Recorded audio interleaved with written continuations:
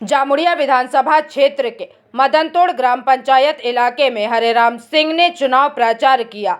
इस दौरान उन्होंने लोगों का दिल जीता और लोगों से उन्हें भरपूर आशीर्वाद मिले।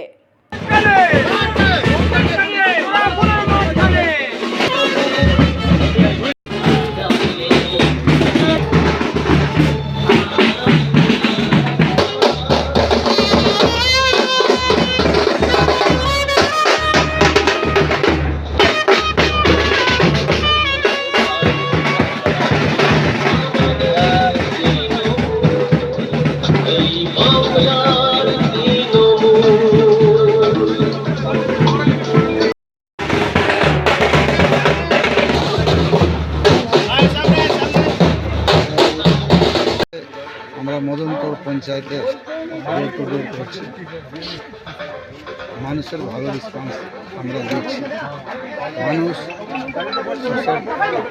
তৈয়ার আছে, রেডি আছে। মদনতোড় পঞ্চায়েতের মানুষকে ধন্যবাদ জ্ঞাপন করব।